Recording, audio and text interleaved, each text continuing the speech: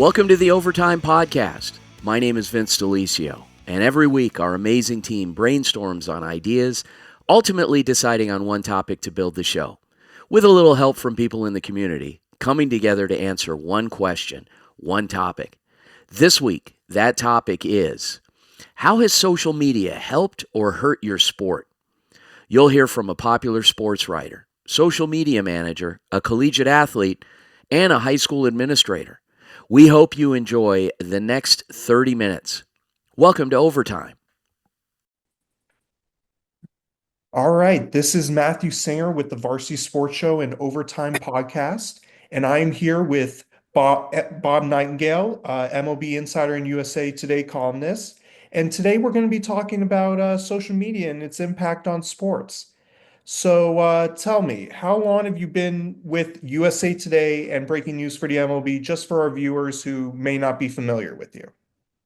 Yeah, I've been with USA Today since 1998, and but yeah, started covering the baseball before they even had the internet, really. And yeah, but everything has changed. I mean, from the internet to social media. All right, and then how long have you been using social media? Pretty much since it's been out, or? I think since about 2009, Twitter's the only, or X is the only one I've used. I don't use the Facebook or the don't really do Instagram. You know, people will send me stuff. I think there's an account they set up, but I don't use it. And nor Facebook. So yeah, just that. And I don't even know what it was at first, but now it's almost a way to get your information and send your own information out. All right, and has social media, do you think, have affected baseball as a sport in a positive or a negative way? Probably negative way in all the sports. I just think now, you know, players or athletes can send their message to social media, but it seems like you do that and it can be negative reaction, vitriol responses where guys have gotten off it. It just is not worth it. You know, people show pictures of their family and people are saying rude and nasty things. So yeah, I mean, it's just really changed the way I think athletes communicate. Where before it was through the paper or at least on websites. Now they say, well, let me do it this way. And they'll try to send their own message out, which is fine. A lot of times it turns into a real negative reaction. All right, and then do you think overall that social media has had a positive or negative of impact on your job as a whole? I would say negative again, Matthew. I mean, just now, anybody can be on the social media and report different things. So a lot of stuff is incorrect. Some are just, you know, rumors. Some are things that are just completely fabricated. And you end up chasing a lot of stuff. And you never know where the news is coming from. So it changed the way journalism is, too. It used to be if you break a story, you have that story for an entire day by yourself because in the newspaper, you can't catch up. Where nowadays, somebody can break a story and people catch up in 10 seconds. Yeah, yeah, definitely. And how is that just as a whole just affected the way that viewers see social media? Well, I think they, you know, kind of a look at it and say, okay, is this true or not? You know, the big trade, I think with the Doncic trade, Anthony Davis was almost like, yeah, this is a real thing. It's not someone just making it up. Nobody got hacked. So that sort of thing. You got to kind of know who to trust. I think people are careless too. You know, throughout the industry where you throw stuff on social media and you're not checking out sources and fact checking like you would if you're writing it for a newspaper, magazine, or on the internet. So how do people who are on social media then differentiate between these accounts that are spewing maybe fake information and basically the real journalists?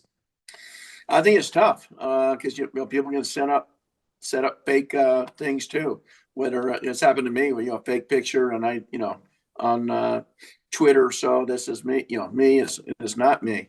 Happens to a lot of reporters. Just a lot of fake stuff out there. So you got to be careful. You know, who to trust and say, okay, is this verified? Is this a real person saying out information, or is it just someone at home saying it out trying to trick people? Okay. All right.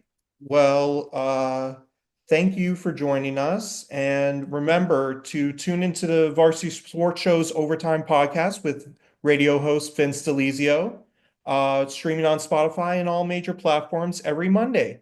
Stay in the game with the latest in high school and college sports, and follow us on Instagram and X. Thank you again, Mr. Nightingale.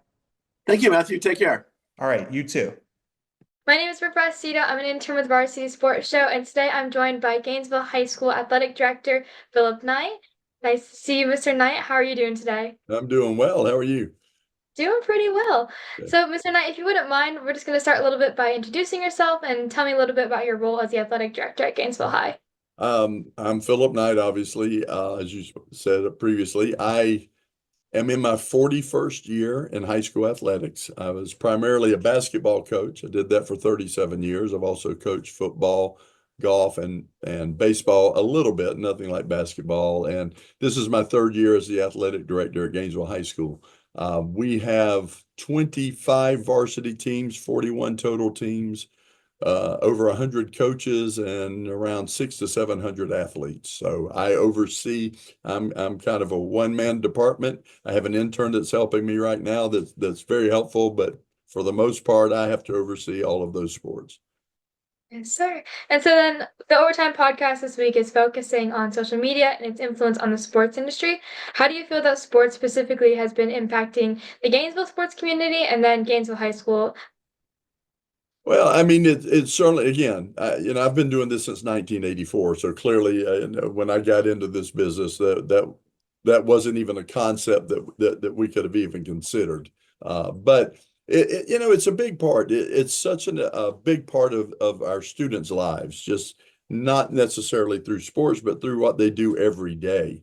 And while it's natural to them, it's not natural to me. It's not something that I do very often. But anytime a student can promote what they're doing in a positive way, ways that make our school look good, make themselves look good, is always helpful. There certainly it could go too far. Luckily, we haven't had to deal with that. But everybody gets to have a voice, and that's not always been the case. So I always think that that's in the best interest of the athletes. So I think they use it for the most part pretty well.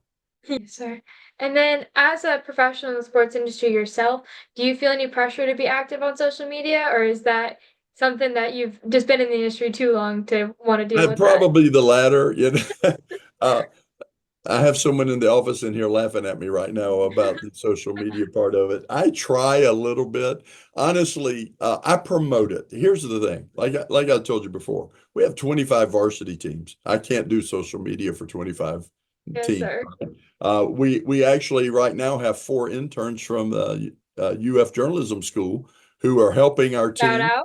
by doing that, and that's a huge help. And what I'm trying to do is learn from them as we go, and encourage our coaches to learn from them. I can't keep up with that much, and I'm an old guy, and I wouldn't be very good at it anyway. But certainly we want our coaches to be involved. We want our students to understand. And again, that gets back to the responsibility of using it properly and in a way that is a good reflection on Gainesville High School. Yes, sir. And so you mentioned that you have the 4 UF CJC student interns. Is there any plan to grow that program, or is that? Well, we hope so. We're working with Steve McLean, and he's looking to grow that, and we are certainly open to that and hoping that happens, because it's a huge help. It's already, I mean, we've only been doing it for about 3 weeks. And it's already a huge help. So certainly Are they those covering students. all 25 university sports? No, each of them are at one sport. They would, Okay. there was too much to do, so they all are on a different. So 4 of our sports are being covered right now. So with that social media plan in place, how do you expect to benefit the athletes that are currently playing for you and then the ones that are going to come up in the coming years? Well, I mean, again, if we go back to self-promotion and getting their name out there, I think that always helps. It helps our school as well. But again, moving forward in life, sports are not there's a responsible way to do this, and hopefully with the help of our interns and through our coaches, we learn to do that and do it in a proper way. And it's just something that the kids learn as they go forward. Thank you, Mr. Knight. This is Brooke Bass-Cedar from University of Florida reporting for the Varsity Sports Show. Tune in to the Varsity Sports Show's Overtime podcast with host Vince Delisio, streaming on Spotify and all other major platforms every Monday. Stay in the game with the latest in high school and college athletics, and follow us on Instagram and X. All right. Hello, my name is Will Case from Arizona State University with the Varsity Sports Show. Tonight, I'm here with Ryan Ornstein, who attends Oregon State University and is the social media manager for the Oregon State men's club lacrosse team. How you doing, Ryan? I'm doing great. Thanks for having me on. All right, just a couple questions here. First of all, how has social media helped your club? I'd say social media is huge in generating revenue for our club. We don't get any funding from the school. It's all generated from us. So using social media as an outlet to get funds up, whether it's from events that we're doing on campus with different organizations and businesses, or just a fundraiser that we create ourselves. It's very big to get the word out. We have a big following, and yeah, it gets the word, and people really show up for because of it. So, what role would you say social media plays in growing fan engagement for your club? Well, it definitely grows the sport in terms of lacrosse is a smaller club sport, compared against, club baseball, club soccer is huge up here. But lacrosse is more of a lesser known tier in terms of the sports, but being able to use social media to get that fan engagement up and get those fans to games, we incentivize people to come and we create a big atmosphere because of it. And honestly, without social media, we probably have no one show up to any of our games or any event. So, would you say social media has made your sport more accessible to students? Like, would you say you've gotten more people to come out to tryouts, more people talking about it on campus and things like that?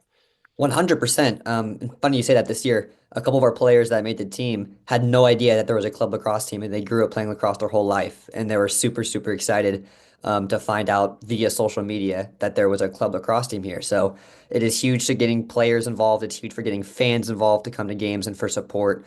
Yeah, it's a great, great aspect that we have here for our club sport. So, what are some challenges as the social media manager have you faced when it comes to managing that social media page for the men's lacrosse team? I'd say the biggest thing is not being able to really use Oregon State likeness, because we've gotten fined before in the past for really advertising Oregon State because it's technically not an Oregon State funded organization. So there's just that fine line of what are we able to promote via our brand because we're technically supposed to be separate and independent from the school, but we're still Oregon State lacrosse. So it's kind of that fine line gray area. That's probably our biggest challenge of trying to, get that dispute settled and be run independently while still promoting our brand, which is tough. And finally, what advice would you give to other teams trying to use social media to promote themselves? Because I mean, I personally have seen your guys' page. It's really well run. There's really clean graphics. So what advice would you give to those other teams trying to get their name out there? And not even just for Oregon State club sports, just any sport in general. I'd say in general, number one is just to be personable. You're trying to pretend this is like a conversation with an individual. So just be likable, be, engaging with the audience, whoever your post is targeted toward, and also get people involved. We have a lot of people across campus that are different majors, graphic design team, and they do it for free because it helps their career. They're excited to do it. They're part of the team. It's a kind of a tight-knit family that we have organized and going over here. So just get more people involved, and it'll help their careers. They'll want to do it, and it's just a great, great opportunity for them as well, and it helps us, of course, get our name up and out there for the public. I really appreciate that, Ryan. So make sure to tune in to Varsity Sports Show's Overtime podcast with host Vince Delisio, streaming on Spotify and all major platforms every Monday. Stay in the game with the latest in high school and college sports, and follow us on Instagram and X. Search for Varsity Sports Show for all the action, and make sure to hit the follow button to never miss a play. Hi, my name is Chrissy Harrison. I'm an intern here at Varsity Sports Show, and today I'm sitting down with Ziani Carpenter. She's a junior here at Texas Southern University, and she's a bowling player here at Texas Southern University. How are you doing today, Ziani? I'm doing great. How are you? I'm doing great. Thank you for asking. Today, I wanted to talk to you a little bit more about how social media has played an impact, bowling in particular. But before we get into that, would you like to tell the viewers a little bit about yourself? I'm a junior. I'm a art major with a biology minor, and I got recruited last year for the bowling team from Coppin State up in Baltimore. So, Awesome. So you got recruited from Copper State. yes. Would you say that they've been watching you for a while? Yeah, all of the coaches across sports, even bowling, they are all in communication. And once somebody's in the portal, everybody's looking at you like the next one they're going to catch. Okay. What position do you play on your bowling team? I typically am the leadoff, so that would be position 1 and position 5, well, 6, when it comes to a Baker game. Typically, when the lineup's said to us by our coach, I am leadoff and I just start my team.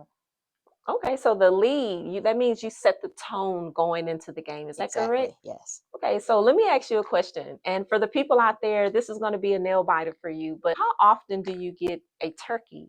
Okay. If you stay loose, like my coach says, you don't think about it and you go up there and execute the shot, 9 times out of 10, you'll get it. But Really? it's not as common as you might think. Now, for the viewers out there, a turkey, and correct me if I'm wrong, is when you get 3 strikes simultaneously. Yes. And that is a very difficult thing to do, by the way. Hi, welcome back. Again, this is Chrissy Harrison with Varsity Sports Show. I am sitting here with Ziani Carpenter. We've been talking about the impact of social media on the sport of bowling. And I want to ask you a question. It might hit home for a lot of people out there, but how do you handle criticism when it comes to the performance of the team or just you individually? Maybe you guys had a bad day, maybe you had a really good day. Could you tell the viewers a little bit about that? Sometimes it does get rough when we have a bad day, considering that we are also spread out across 3 days typically Friday, Saturday, Sunday of entire match play from about 9 a.m. to 5 in the afternoon. And they're long, very tiring days. And when it's a bad day, that makes it worse. Or when it's a good day, we try to settle into it to be able to translate it into the next days to come. But it's truly wrapping the first day up and going right into the next one and just learning from it, but not holding on to it so much because it is a very mental sport. Understandable. And I love how you said learning from it, but also being able to compartmentalize and moving on to the next day. Ziani Carpenter, ladies and gentlemen, here at Texas Southern University. Let me ask you one last question. How can it be used to attract more fans? What would you say that you guys could do different or that you would like to see different so that we can get bowling out there more to more people to see? As simple as it may seem for our generation of the kids on the internet and on our phones, it isn't as easy to think about the best way to promote it to truly have it pushed and get it out there. So we've talked about it and we do post on the page as well, promote the events, get the media day photos out there, and as much as people don't know, they find out.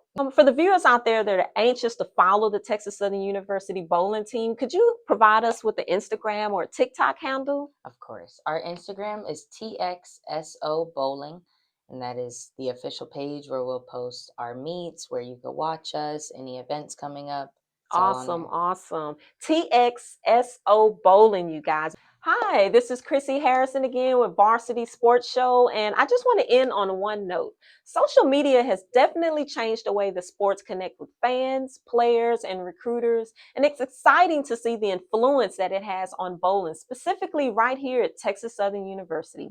Ziani, thank you for taking the time out for speaking with me and Varsity Sports Show. We love to hear about your stories and learn a little bit more about the game, and we hope that we can bring more audience in on the professional world of sports bowling.